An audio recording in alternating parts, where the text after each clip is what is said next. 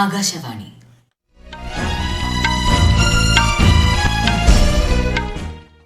നമസ്കാരം. വാർത്തകൾ വായിക്കുന്നത് സീന ആന്റണി.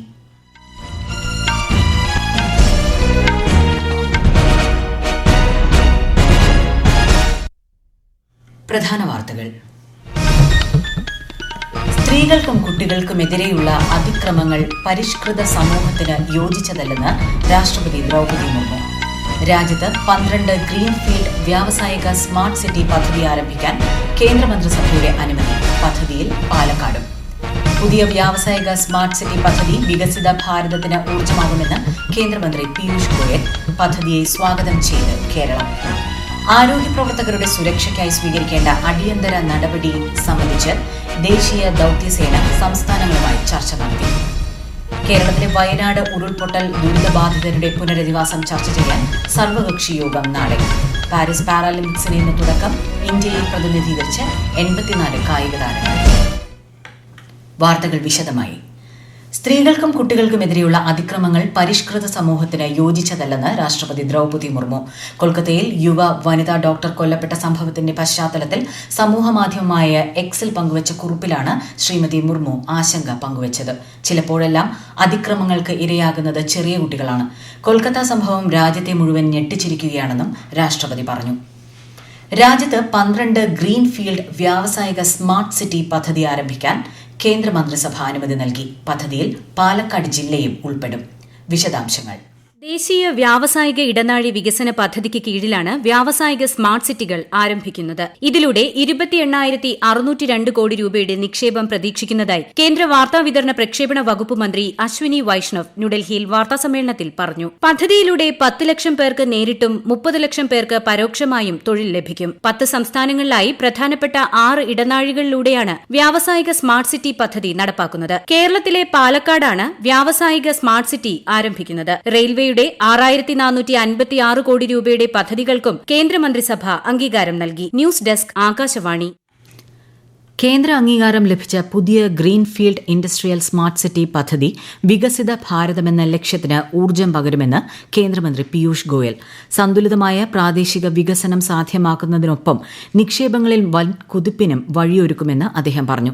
പാലക്കാട് വ്യവസായ സ്മാർട്ട് സിറ്റിക്ക് ലഭിച്ച കേന്ദ്ര അംഗീകാരം സ്വാഗതാർഹമെന്ന് കേരള വ്യവസായ മന്ത്രി പി രാജീവ്. സംസ്ഥാനത്തിന്റെ വ്യവസായ വളർച്ചയ്ക്ക് ഏറെ സഹായകരമാണ് ഈ പ്രഖ്യാപനമെന്നും മന്ത്രി അഭിപ്രായപ്പെട്ടു. രാജ്യത്ത് 730 സ്വകാര്യ FM റേഡിയോ ചാനലുകൾ ആരംഭിക്കാനുള്ള ലേല നടപടികൾക്ക് കേന്ദ്രമന്ത്രിസഭ അനുമതി നൽകി. 234 നഗരങ്ങളിലെ FM ചാനലുകൾക്കുള്ള ഈ ലേലമാണ് നടക്കുന്നത്. പാലക്കാട്ടും കാസർഗോഡ് ജില്ലയിലെ കാഞ്ഞങ്ങാട്ടും 3 വീതം ചാനലുകൾ ഇതിലുൾപ്പെടും.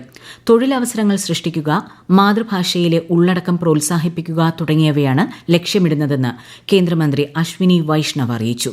കാർഷിക അടിസ്ഥാന വികസന ഫണ്ടിന്റെ വിപുലീകരണത്തിനും കേന്ദ്രമന്ത്രിസഭ അംഗീകാരം നൽകി. രാജ്യത്തെ മെഡിക്കൽ മേഖലയിൽ പ്രവർത്തിക്കുന്നവരുടെ സുരക്ഷ സംബന്ധിച്ച നടപടി ചർച്ച ചെയ്യാൻ രൂപീകരിച്ച ദേശീയ ദൌത്യസേന ചീഫ് സെക്രട്ടറിമാരുമായും DGPമാരുമായും ഇന്ന് ചർച്ച നടത്തി.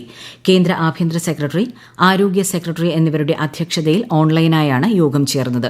റോഡുകളിലെ ബ്ലൈൻഡ് സ്പോട്ടുകളിൽ CCTV ക്യാമറകൾ സ്ഥാപിക്കുക, 112 ഹെൽപ്പ് ലൈനിൽ ആരോഗ്യ പ്രവർത്തകരെയും ഉൾപ്പെടുത്തുക തുടങ്ങിയവ ഉറപ്പാക്കണമെന്ന് ആഭ്യന്തര സെക്രട്ടറി നിർദ്ദേശം നൽകി. UN സുരക്ഷാ കൌൺസിലിൽ ഇന്ത്യയുടെ സ്ഥിര അംഗത്വത്തിനുള്ള ചിലിയുടെ പിന്തുണയ്ക്ക് വിദേശകാര്യമന്ത്രി S. ജയശങ്കർ നന്ദി അറിയിച്ചു. ന്യൂഡൽഹിയിൽ ഇന്ത്യ ചിലി സംയുക്ത കമ്മീഷൻ യോഗത്തിൽ ചിലി വിദേശകാര്യമന്ത്രിക്കൊപ്പം അധ്യക്ഷത വഹിക്കുകയായിരുന്നു അദ്ദേഹം.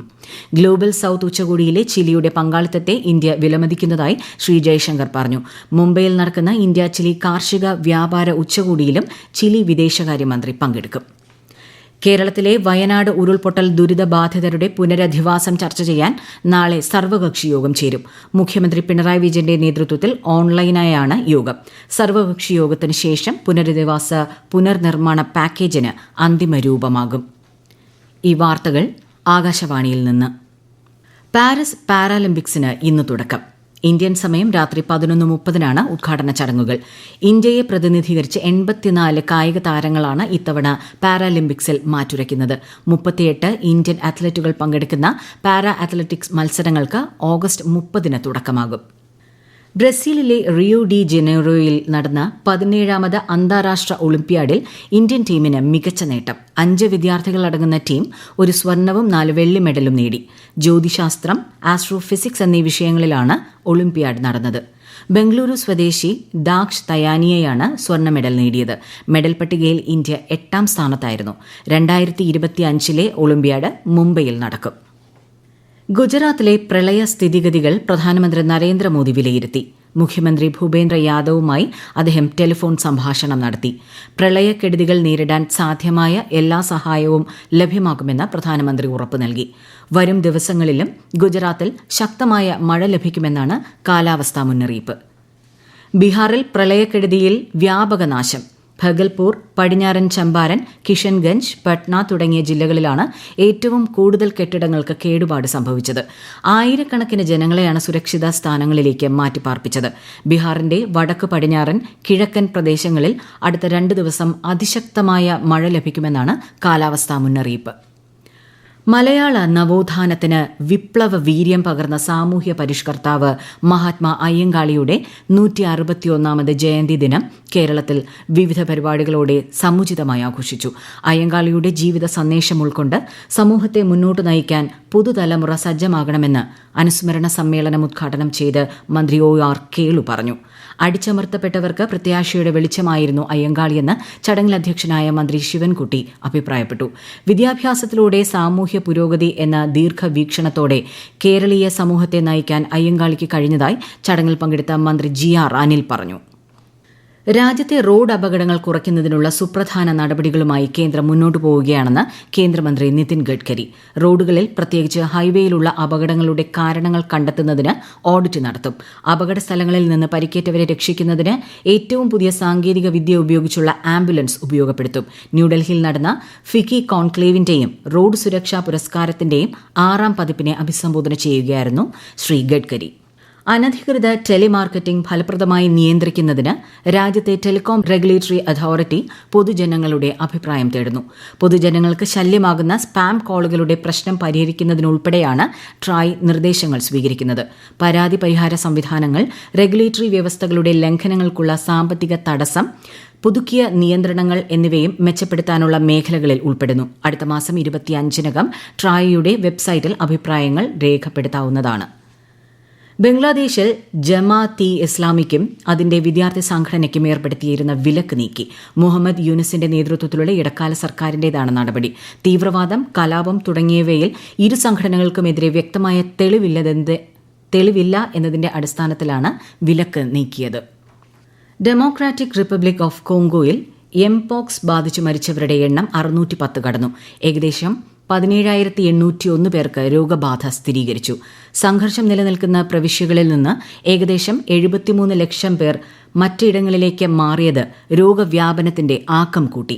മങ്കി പോക്സിന്റെ നിയന്ത്രണത്തിനായി ആഗോള തന്ത്രപ്രധാന പ്രതികരണ പദ്ധതിക്ക് കഴിഞ്ഞ ദിവസം ലോകാരോഗ്യ സംഘടന തുടക്കം കുറിച്ചിരുന്നു. ജപ്പാനിൽ ഷാൻഷാൻ ചുഴലിക്കാറ്റിനെ തുടർന്ന് ജാഗ്രതാ നിർദ്ദേശം പുറപ്പെടുവിച്ചു. അതിശക്തമായ മഴ, അപ്രതീക്ഷിത കൊടുങ്കാറ്റ് എന്നിവയെ തുടർന്ന് അതീവ ജാഗ്രതാ മുന്നറിയിപ്പാണ് നൽകിയിരിക്കുന്നതെന്ന് ജപ്പാൻ കാലാവസ്ഥാ വകുപ്പ് അറിയിച്ചു. ഇന്ന് ഉച്ചയോടെയാണ് യാക്കുഷിമ ദ്വീപിന് സമീപം 90 കിലോമീറ്റർ അകലെയായി ചുഴലിക്കാറ്റ് രൂപപ്പെട്ടത്. ഇന്ത്യൻ വ്യോമസേനയിലെ സൈനികരുടെ കഥ ആസ്പദമാക്കി തയ്യാറാക്കിയ ആദ്യ കോമിക് പുസ്തകത്തിന്റെ പ്രകാശനം വ്യോമസേനാ മേധാവി air chief marshal VR Chaudhari നിർവഹിച്ചു. വ്യോമസേന പുറത്തിറക്കിയ പുസ്തകത്തിൽ സേനയുടെ ചരിത്രവും സൈനികരുടെ പോരാട്ടങ്ങളും ഉൾപ്പെടുത്തിയിട്ടുണ്ട്. ഇതിലൂടെ യുവതലമുറയ്ക്ക് പ്രചോദനം നൽകുകയാണ് ലക്ഷ്യം. ഗുരു ഗ്രന്ഥ് സാഹിബിന്റെ 2 പകർപ്പുകൾ ഖത്തർ അധികൃതർ ദോഹയിലെ ഇന്ത്യൻ എംബസിക്ക് കൈമാറിയതായി വിദേശകാര്യ മന്ത്രാലയം അറിയിച്ചു. പ്രധാന വാർത്തകൾ വീണ്ടും. സ്ത്രീകൾക്കും കുട്ടികൾക്കുമെതിരെയുള്ള അതിക്രമങ്ങൾ പരിഷ്കൃത സമൂഹത്തിന് യോജിച്ചതല്ല എന്ന് രാഷ്ട്രപതി ദ്രൌപദി മുർമു. രാജ്യത്ത് 12 ഗ്രീൻഫീൽഡ് വ്യാവസായിക സ്മാർട്ട് സിറ്റി പദ്ധതി ആരംഭിക്കാൻ കേന്ദ്രമന്ത്രിസഭയുടെ അനുമതി. പദ്ധതിയിൽ പാലക്കാട്. പുതിയ വ്യാവസായിക സ്മാർട്ട് സിറ്റി പദ്ധതി വികസിത ഭാരതത്തിന് ഊർജ്ജമാകുമെന്ന് കേന്ദ്രമന്ത്രി പീയൂഷ് ഗോയൽ. പദ്ധതിയെ സ്വാഗതം ചെയ്ത് കേരളം. ആരോഗ്യ പ്രവർത്തകരുടെ സുരക്ഷയ്ക്കായി സ്വീകരിക്കേണ്ട അടിയന്തര നടപടി സംബന്ധിച്ച് ദേശീയ ദൌത്യസേന സംസ്ഥാനങ്ങളുമായി ചർച്ച നടത്തി. കേരളത്തിലെ വയനാട് ഉരുൾപൊട്ടൽ ദുരിതബാധിതരുടെ പുനരധിവാസം ചർച്ച ചെയ്യാൻ സർവകക്ഷി യോഗം നാളെ. പാരീസ് പാരാലിമ്പിക്സിന് ഇന്ന് തുടക്കം. ഇന്ത്യയെ പ്രതിനിധീകരിച്ച് 84 കായിക താരങ്ങൾ. വാർത്തകൾ കഴിഞ്ഞു. അടുത്ത വാർത്താ പ്രക്ഷേപണം 8:35.